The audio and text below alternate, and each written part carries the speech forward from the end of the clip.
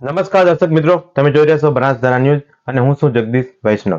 રા ગામમાં આથમણા વાસના તળાવના કિનારે એક નંદી મહારાજ લોહી લુહાણ કણસતી હાલતમાં જોવા મળતા રાહદારીએ ગૌરક્ષક એવા રાના વિક્રમસિંહ વાઘેલાનો સંપર્ક કરતા અને તેઓએ અમારી ટીમ બનાસધારા ન્યૂઝ દ્વારા ઘટના સ્થળે પહોંચતા નંદી મહારાજને ધારિયાનો ઘા મારેલો જોવા મળતા ખરેખર અમારું હૃદય દરવી ઉઠ્યું હતું કે આખરે આ મૂંગા જીવે કોઈનું શું બગાડ્યું હશે, ખાધું હશે તો કોઈના ખેતરમાં કેટલું ખાધું હશે કે સામેવાળાએ આટલો કારમો ઘા મારવો પડ્યો અને આગળ લોહીના ટીપા પણ શેરિયામાં પડેલા હતા.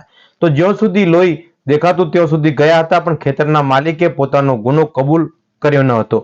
તેમણે મગનું નામ મરી પાડવા તૈયાર ન હતા. તો અમારી ટીમ દ્વારા બજરંગ દળ અને અબોલ સેવા મંડળનો સંપર્ક કરતા તેઓ ઘટના સ્થળે આવીને પૂછપરછ કરી હતી.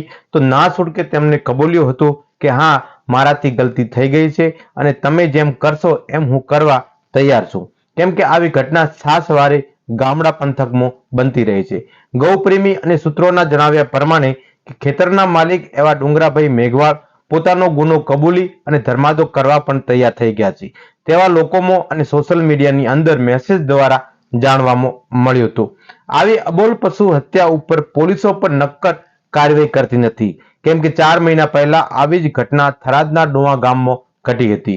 એક નંદી મહારાજ ઉપર કોદાળીના 4 થી 5 ઘા મારવામાં આવેલા હતા અને પોલીસ કેસ પણ કરવામાં આવ્યો હતો ગૌરક્ષકો દ્વારા. સતો આરોપી હજી સુધી પકડાયો નથી. આવા અબોલ જીવ પ્રત્યે થોડી દયાભાવ રાખી પોલીસ કડક કાર્યવાહી કરે તો સારું તેવું લોકોમાં ચર્ચાઈ રહ્યું છે. Bureau report, Banasdhara news, Banas.